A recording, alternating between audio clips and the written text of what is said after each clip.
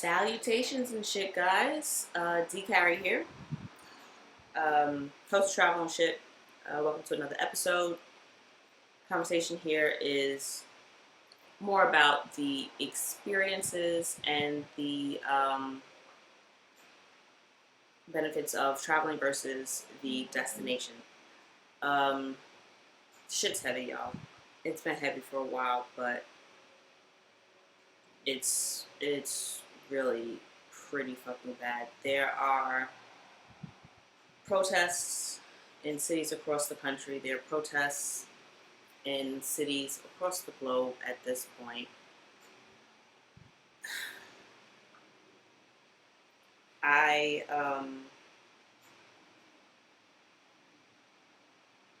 feel a lot. I tend to feel my feelings very intensely as it is. So having to be back at work and deal with the grief and the trauma of continuously seeing this man with a knee on his neck is a reminder that my life isn't valued the same way my non-black counterparts' lives are. However, not exactly what this week's episode is going to be about. This week is inspired by a post that was left on the No Madness Travel Tribe Facebook page. They're not Facebook page, but they've got a Facebook group. And the comment was left by Dashawn Hines. I don't know if this is a man or a woman. I don't know the person personally. But, and obviously if you haven't noticed, fuck the announcements at this point. They just feel really a bit inconsequential at this point. And it's more, I just want to get into the topic at hand. And I would ultimately not like to keep this very long because feelings, emotions. I gotta get up for work again in the morning, and I just can't really sit. I don't want to sit with this pain on my heart for any longer than I have to in a single day. I would just like to go to sleep, start again tomorrow, and hope for the best, you know? That being said, I'm hoping to still be able to bring you guys I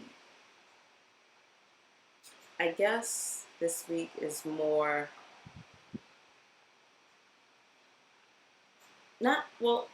call to action in one hand, however, also just a call to thought, because it was a really interesting point that was brought up.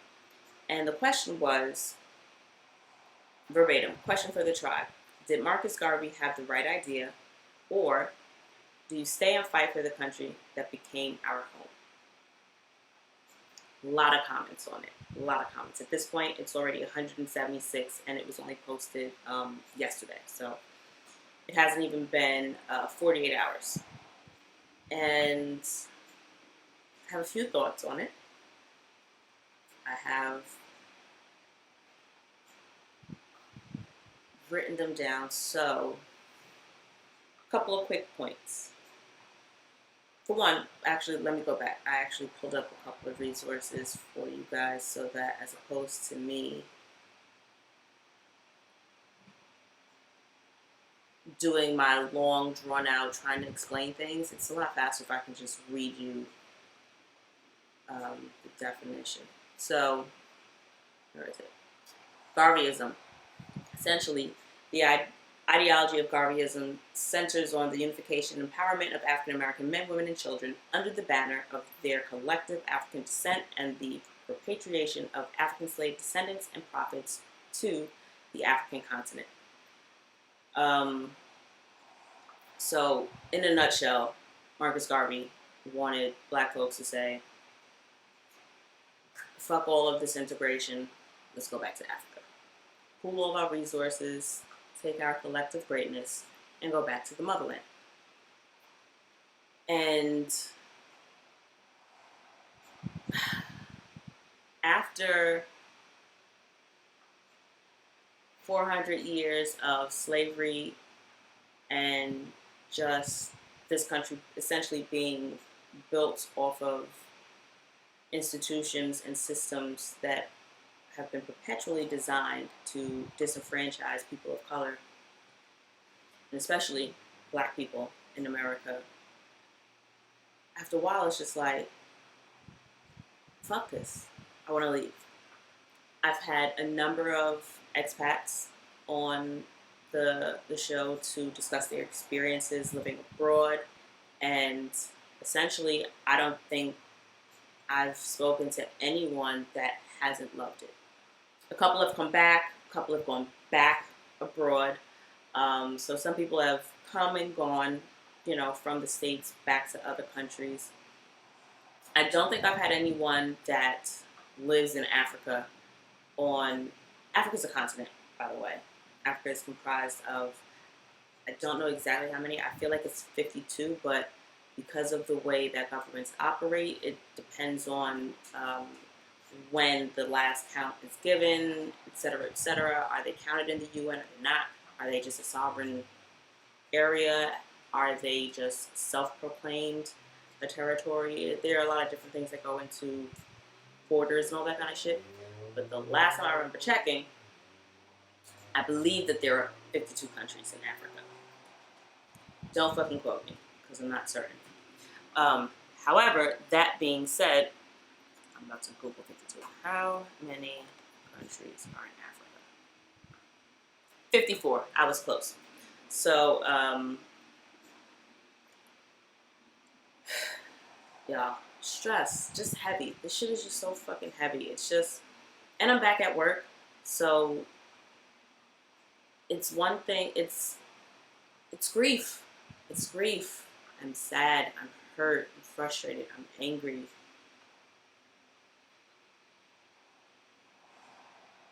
And you just have to work.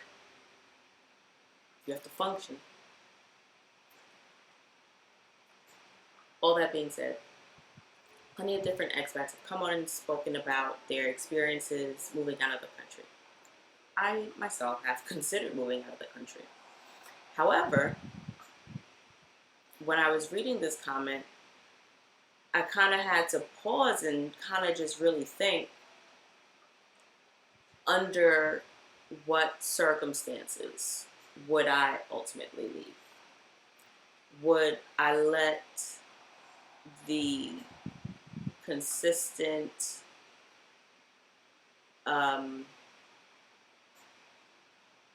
public displays of white people not valuing the humanity of black folks and not facing the same justice that would be placed on a black, and I say justice loosely because because justice would equate that they are equal.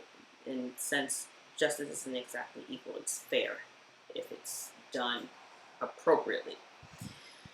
We all know that justice isn't always fair. Well, justice should be fair. Justice in and of itself should be, but the way justice is implemented in this society is not always fair. However, would I leave the United States because of the consistent affirmation of this country not appreciating? Or would I stay? And as many times as I've considered living outside of the country, I think that I've always wanted to live out of the country because the rest of the world interests me. I just feel like I love the idea of consistently exploring and seeing all that there is. If you're watching, I'm just plugging in the computer. I love the idea of seeing all that there is to see in the world. I would like to imagine myself to be a universally curious person. I just enjoy the pursuit of new information and new experiences. And all that being said, I still don't think that I could leave just because of what has been going on consistently, because it's not like it's new. I don't know what the fuck they're doing outside, so, and I'm not gonna get up and close the windows yet, so welcome to outside. But let me pull these notes up.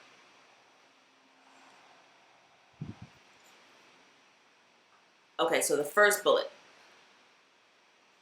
If I leave, I'm bringing my traumas with me, so where's the benefit? And I think that of the four, that is one of the main, I don't want to say issues I would have, but that is one of my main reasons for pause as to why I wouldn't necessarily just up and leave.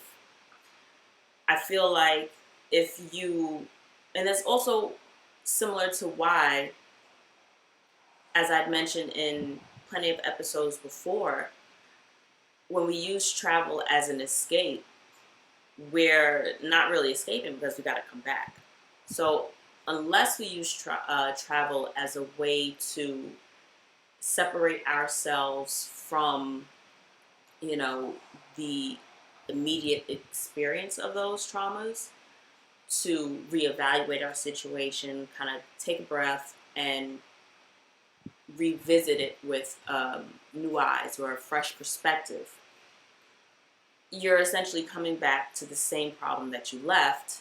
And if you haven't spent any time doing some type of introspection or doing some type of evaluating, the problem that you were traveling to avoid isn't going anywhere. So it's kind of like living in the United States as, and mind you, Black people aren't a monolith. One person's voice does not equal all people's voices. So I can only speak to my experience. I'm certain that I'm not the only person that has experienced many of the things that I've experienced. However, I'd be very amiss to say that my opinions are those of all. So I would say it's very stressful to live,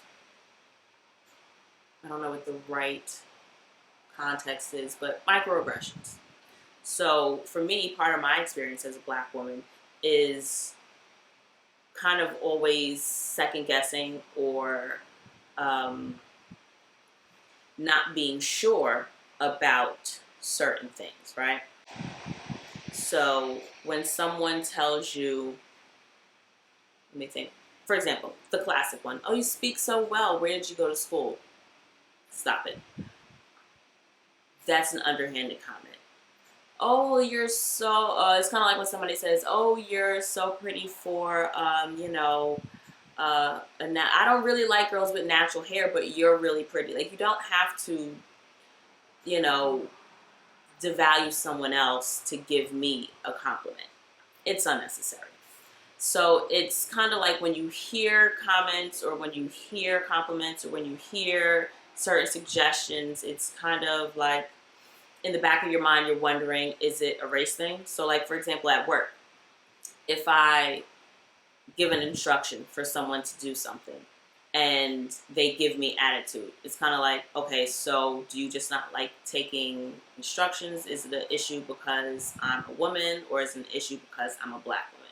You know what I mean? So other things, if somebody says like, oh, calm down, it's just like, well, why do I have to calm down? Did you tell Becky to calm down when she voiced her opinion? Why is it that I'm being perceived as someone that is anything other than just voicing an opinion? Why does it have to be contextualized with me first having to be calm and then present my opinion? So there's a million different ways in which our psyches work, where it's just a wonder of, so why are you looking at me? Are you looking at me because you think I'm attractive? Are you looking at me because you are thinking something nefarious? Are you thinking that, like, what is the story behind why you're looking at me? And by you, I mean, like, if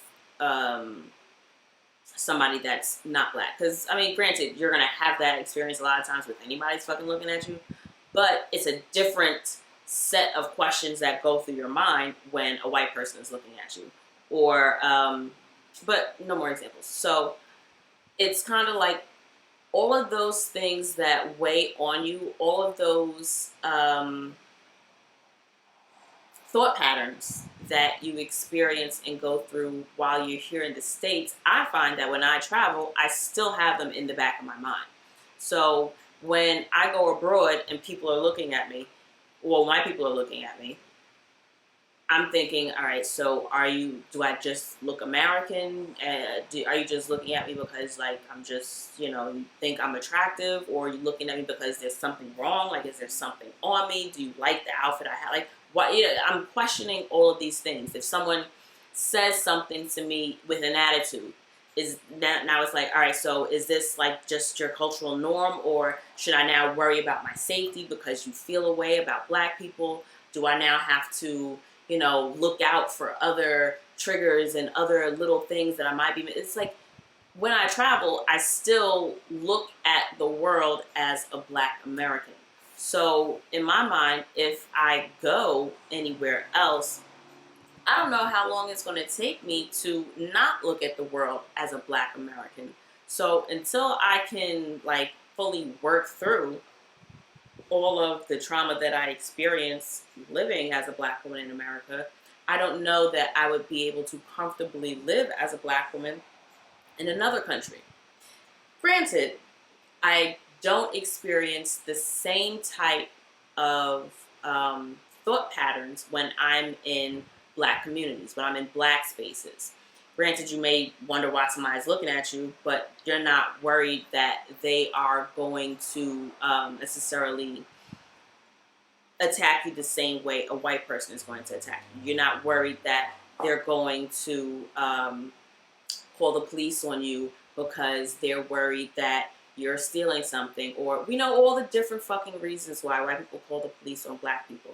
So it's a matter of what your thought process is when you experience different levels of confrontation from different communities. So until you're able to clear that up or to understand fully what is expected or what is, what I guess the collective mindset of the community that you so choose to, be a part of feels, or what the group thing is, what the cultural norm of your new community is going to be, I really think that a lot of the same triggering experiences and a lot of the same issues that would be had here can easily be had someplace else. Now, if you were to move to, and if you were to go back to Africa, I still think that, and it's another point a bullet that I had on my list, that there are still so many different cultural norms and societal expectations that I don't know that I would necessarily be able to, comfortably live under.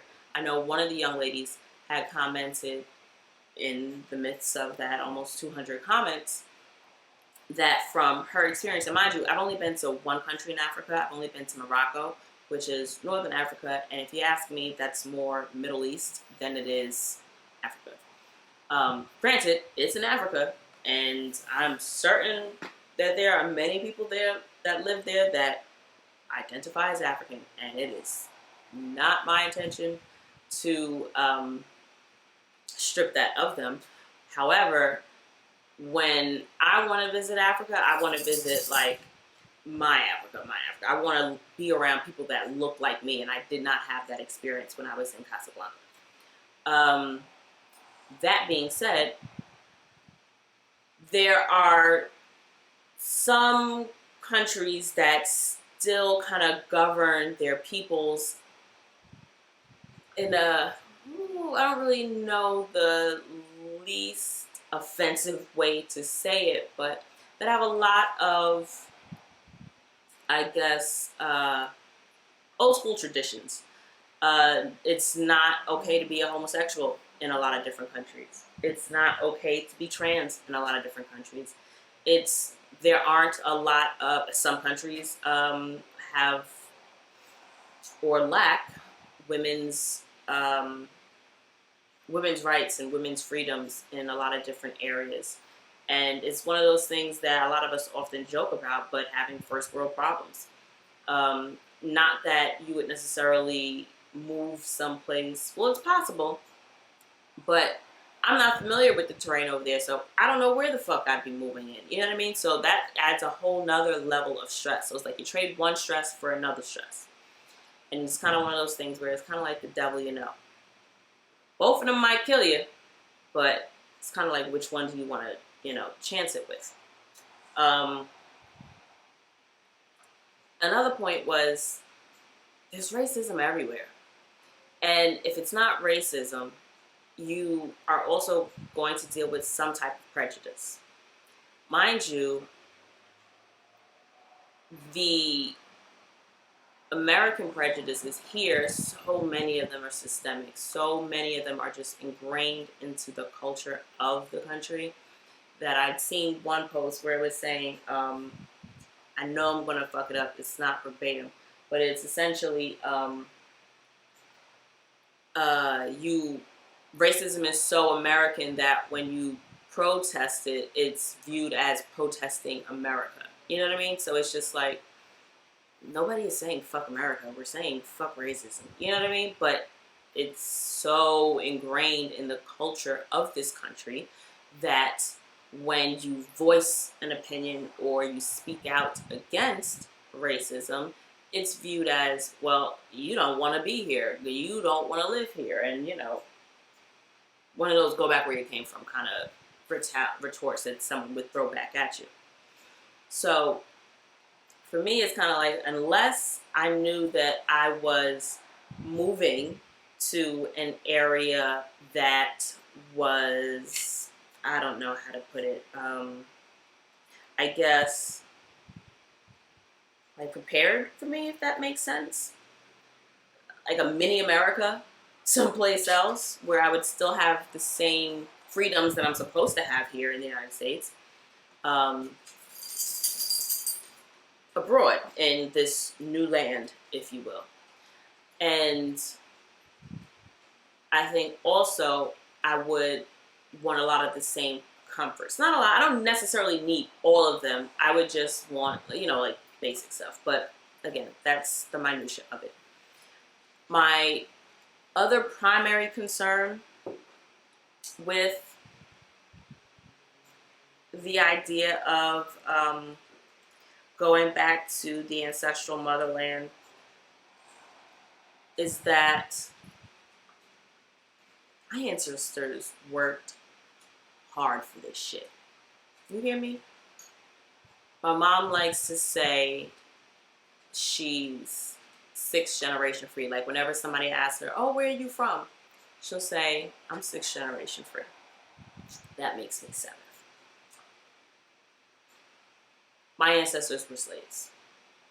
I'm very aware that I also have ancestors that once you go past my grandparents start to like come from other countries, but I don't know anything about those cultures, right? I only know of my American culture because I was born here. Both my parents were born here. All of my grandparents were born here. So the only cultural norms my parents or myself have been raised with are American norms. Granted, it's not like my ancestors who were forced over here in the midst of chattel slavery wanted to be here. So is it that I would necessarily be disappointing them, or would I be disappointing more so my ancestors who fought for my freedoms in this country during post-slavery times. Because I really don't feel like, granted, I kind of feel like, loaded. So,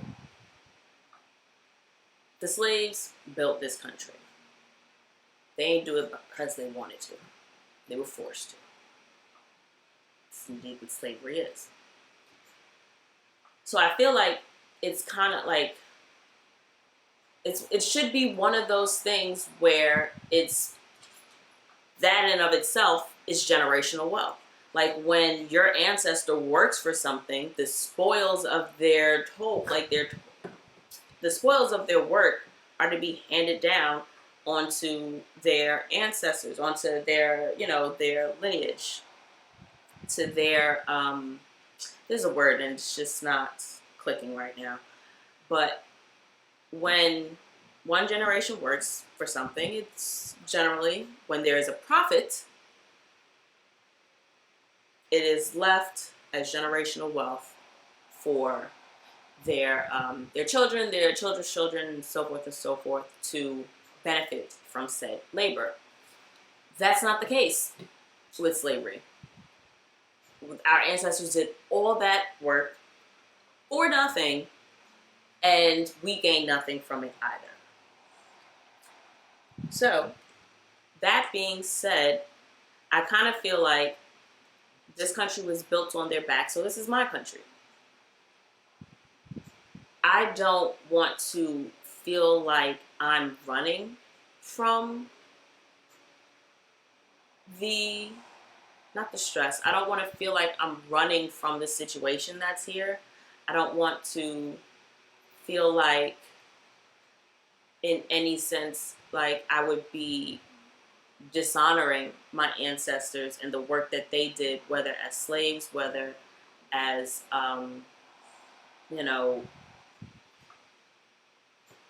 survivors of Jim Crow, civil rights. I don't want to feel like all the work that they did for me to be able to have the luxuries that I have now, for me to have the freedoms that I have, I don't want them to feel like it was for naught. I don't want them to feel like they did all of that work to leave a legacy that I could live more. Now, granted, I live more comfortably, hands down, in a lot of different ways than a lot of my ancestors did. However, the same way I'm an ancestor of an American, although black, of the 1800s, a lot of the motherfuckers that are causing shit, causing trouble, and, disenfranchising and just being total fucks to black Americans are descendants of white folks from the 1800s. So the same way I'm an ancestor of someone from the 1800s, a lot of these white people and other people of other cultures are descendants of, their ancestors from years ago as well. So much shit has been passed down. We're all living better than a lot of them, but at the same time, we're not, because there's still so much racial tension in this country. There's still so much ingrained in our justice system that it is not just. It is not a system of justice, because there's another quote. I don't know who said it, and I don't know what it is exactly, but essentially, if one person is robbed of justice, it's an unjust system, or some shit like that.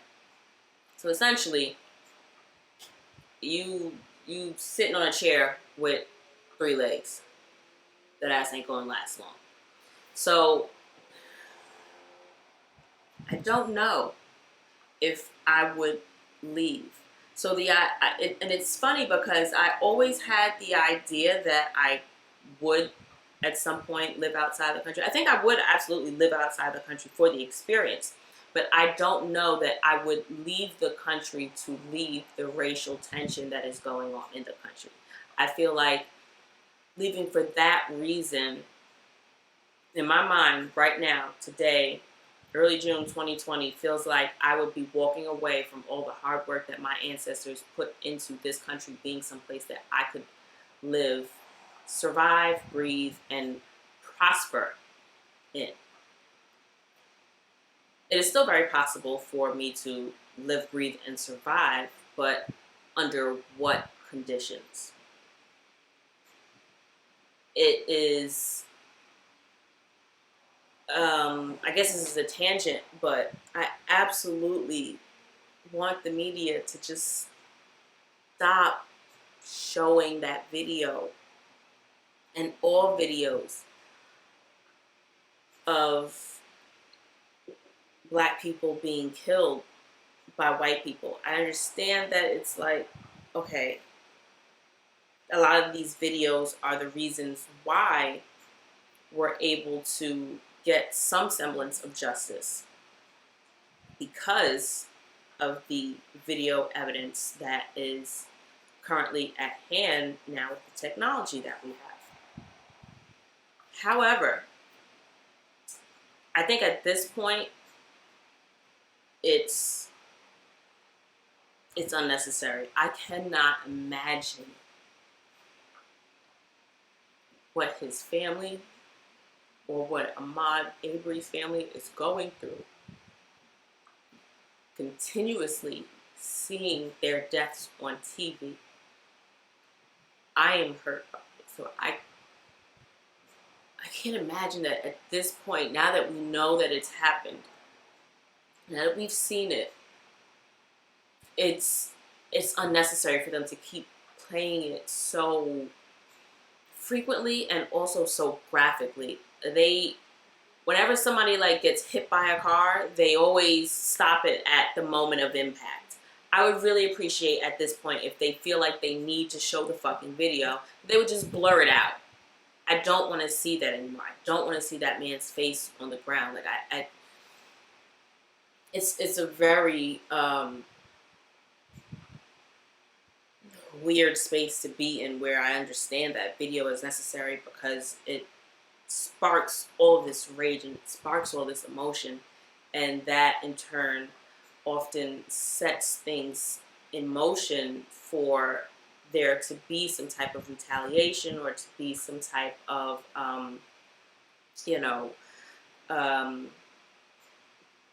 due process in terms of there being justice for these families. But I personally don't watch videos. I scroll past all the shit on social media. I don't need it. I don't have to see. I will not watch my people being killed. You only see this of Black people. You don't see white kids getting killed.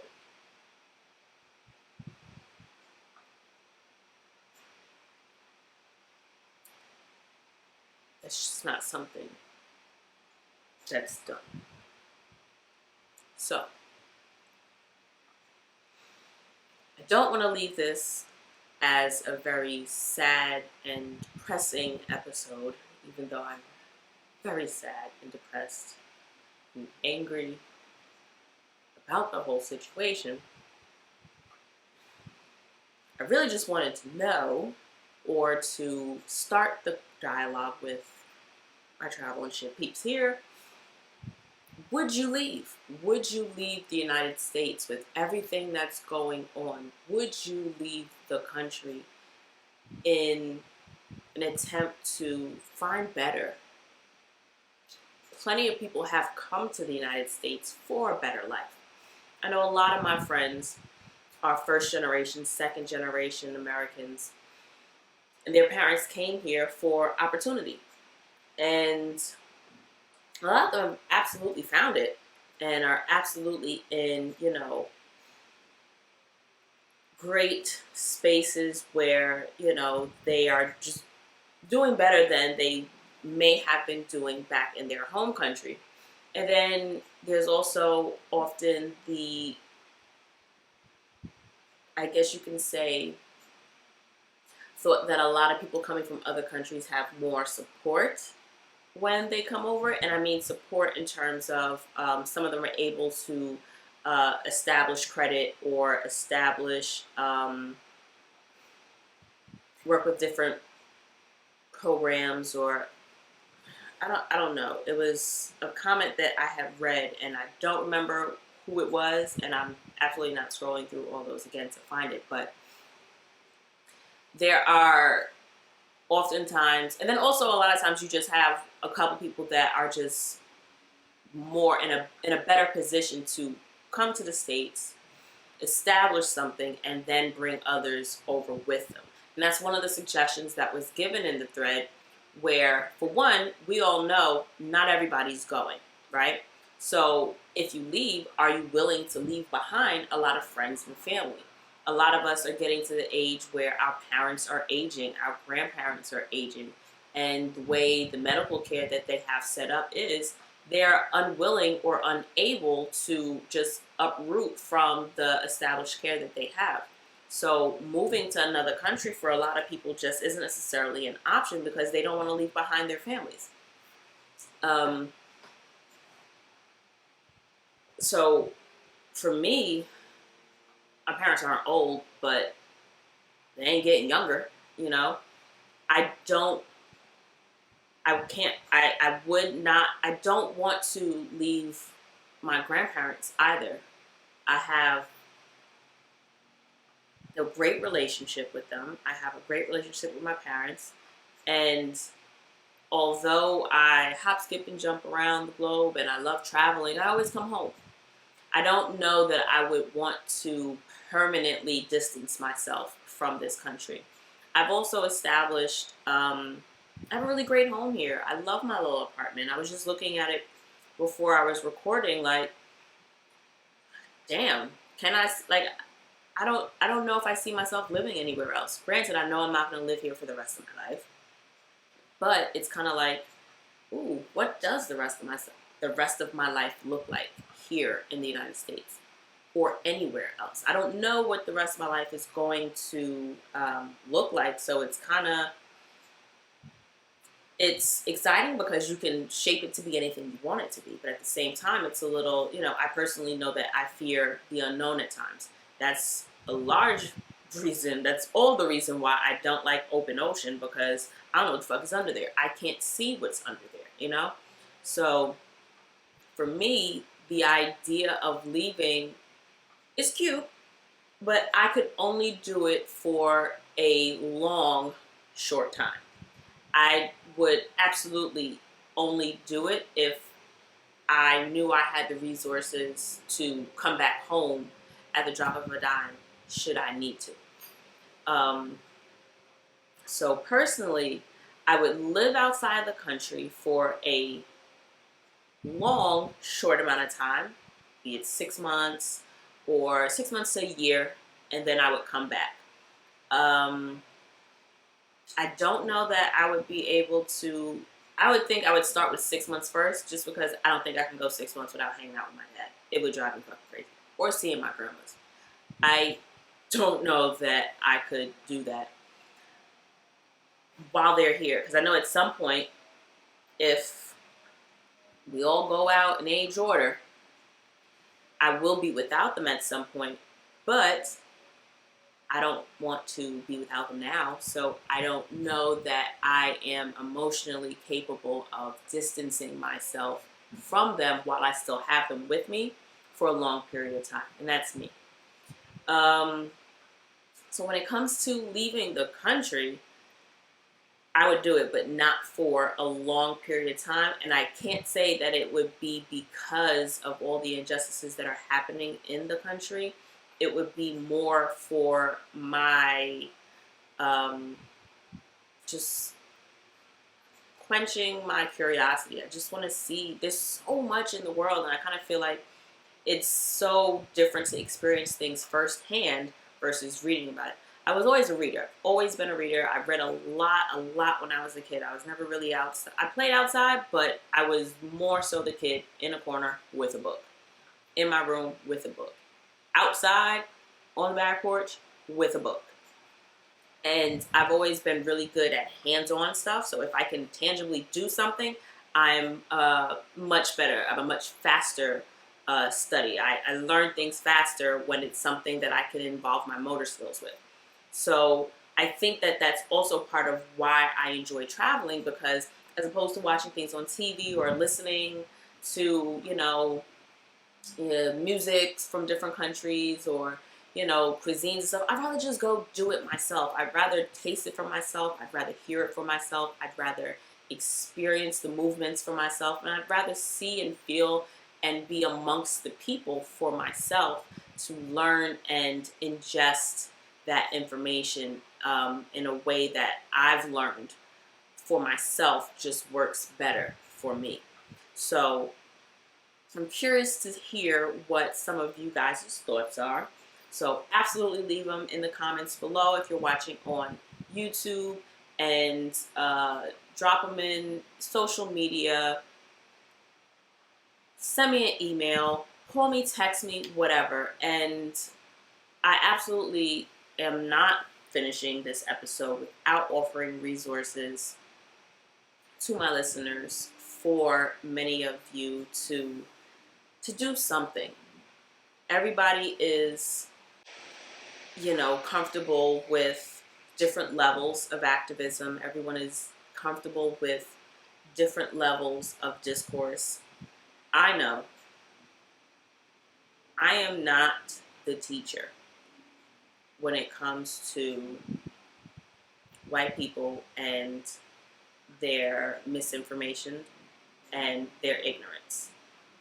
I don't personally think that I have the wealth of information.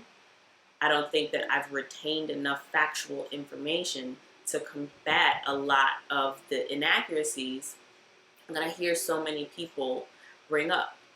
When I hear something that I know is wrong, I can speak up on it, and I often do. But I feel like if I can't come back at you with facts and like a bibliography, I know that the way that I communicate, I like to have a scope of reference. So I tend to speak from my experience. So whenever there is an instance when I can speak up and put my foot on something that I know to be wrong, I can voice it, but then I feel so much better when I have backup to the information that I'm giving. I also just don't have the patience for educating the masses. The same books that I would read to better acclimate myself with all of those factual pieces of information that I would refute other people with their inaccuracies with, y'all motherfuckers can read that shit too. Y'all niggas go read a book. Why do I have to read all the books so that I can fill you in with the information? Why do I have to do the work, like my fucking ancestors, so that you guys get to benefit from the spoils? That's not me. However, I am a lover. I am a nurturer. But I would prefer to use my talents on my people. So I go out of my way to show love to my people, to be of aid and of assistance to my people. And that is a small joy that I find, especially in the workplace, where if I'm able to address my community in a warmer and a more loving tone, I absolutely 100% every single time do. And I reach out to my friends. I check out on my friends. I check in on my friends. Not check out. I check out on some of y'all too. Sorry, but sometimes you just gotta detach. But I say all that to say, I know from this experience, because this is essentially the civil rights era, I can even say 2.0, because it's kind of like the civil rights era, like, never really ended. It's just because we had the Voting Rights Act, like the Civil Rights Act, voting, and it's just, you feel like you got somewhere, and then it's just like, psych, you didn't. But I know that I'm not a front lines person. I'm not a protester and marcher, and I'm working on a really, really great conversation with someone for you guys on that one. So hold tight on that.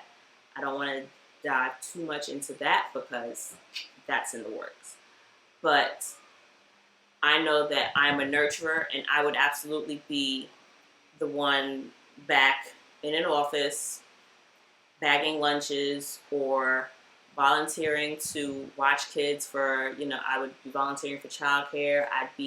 I like to use my talents in more community resource ways versus, like, I see a lot of you guys engaging with your friends on Facebook or different, I only do Facebook and Instagram, really.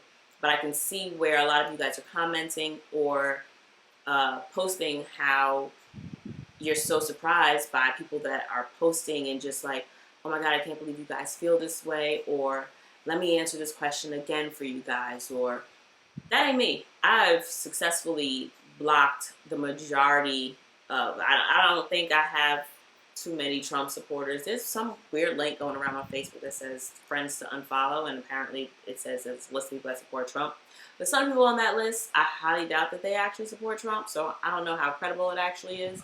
However, that being said, I am very good at cultivating my social media space the same way I cultivate my home. I very much so believe in protecting my peace, and I absolutely think that you guys should advocate more for yourselves and protecting your peace as well. Be careful of the social media that you ingest. Be careful of all the media that you expose yourself to, because you gotta find that level of staying connected and staying, up to date with the information that you need to have to keep yourself safe and informed. But at the same time, don't make it a point to overwhelm yourself. You have to be able to pour from a cup that's got something in it. I understand we all don't have the luxury of pouring from a full cup, but you gotta have something in that bitch. So sometimes you just gotta know when to cut it off. Some of you guys are very good. I had to commend one of my coworkers, one of the probably 3 friends I actually have at work, because a lot of people that you work with ain't your fucking friends.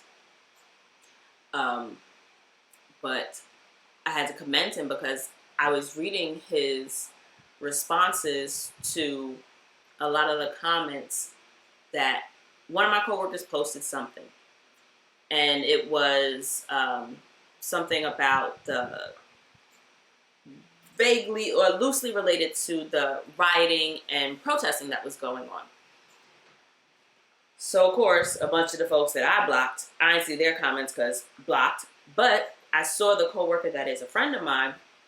He very succinctly and articulately, God bless him, responded to each of them and I know him to be a very calm person, so I know his disposition, and I'm reading his answers and the discourse that he's having in his very kind of monotone, matter-of-fact delivery, and I know, and it gets people so upset because this man don't really raise his voice at all, and that really just drives people crazy. All that being said, God bless him, because he took the time to have these conversations very, calmly and diplomatically, and there's no name calling and, no overt niceties or nasty, exchanges. But now, granted, I couldn't see what the white folks was posting, so I don't know how left they were going. But all his responses was, Okay, well, from what I'm seeing on your post, you really have a lot to say about the looting and the rioting, but you haven't mentioned anything about how we got here. So just want to be clear, what is it that you're, what we're really upset about here? And no, that's not what I said. If you just reread it, I specifically said that point, point, point, point, point. So some people have all of that energy and that patience and the capacity and their grasp of words to really use their voice in a manner that educates people. Baby, I don't. I have patience for children because children aren't supposed to know better. Children are working on knowing better. The grown folks, the adults, that's where my patience runs short. I do my best, and leave the rest to the higher being that may be. It ain't for me. So I charge you to try to find what your voice in the struggle is, whether you are a nurturer like myself. Take the extra mile, smile, tell somebody to have a good day, tell them to be safe. Just give some encouraging words to a stranger, the people that you know. Reach out to your friends, reach out to your families, help each other, be there to support each other, put money into the Black community, buy Black. And for those of you that have the patience, for those of you that are better equipped with information, or if you got those links saved on a note on your phone and you so choose to dialogue and have discourse with these people that are spitting out false information and just the the white folks, the Trump supporters, and not just white folks. You got Spanish people, Asians. There are plenty of different ethnicities that are with the shits in terms of speaking down the Black community. Plenty of Black people do it as well. But I'd also offer that we don't necessarily police each other on how to experience our Blackness, but we offer conversation with love and with everybody's different experiences in mind, because everybody has different experiences. So although you may not particularly be a fuck the police kind of motherfucker, you have to still honor the fact that some people have had absolutely nothing but horrific, terrible experiences with the police in their community. So of course they're going to say fuck the police, because the police ain't never done anything good for them. You understand what I'm saying? So you got to find that balance. So I'm absolutely going to drop some resources, whether or not you want to donate to bail fund projects in your area. I know I personally have donated to the Brooklyn Bailout Fund. Whether or not you want to donate to George Floyd Fund, to Black Lives Matter, I'm going to leave all those links in the description. Please, please, please look into all something. And if you're unable to financially contribute, again, there's also contributing your love, your spirit, and your support to those that need it. So that's it. I love y'all so much. And I really just hope that next week and in the weeks following that there isn't something else to be sad about. Sadly, I know that this isn't the end at all, but I'm not feeling hopeful. I'd like to be hopeful soon. So, before Binksy just starts her podcast, we'll cut it there. I appreciate you guys for listening, and I absolutely want you guys to hit me up. Drop down below if you guys would leave, under what conditions you would leave the country. social media, hit me up, all that jazz. And I appreciate y'all for coming back, and I hope to see you guys next week as well. I love you. Stay safe. Be black.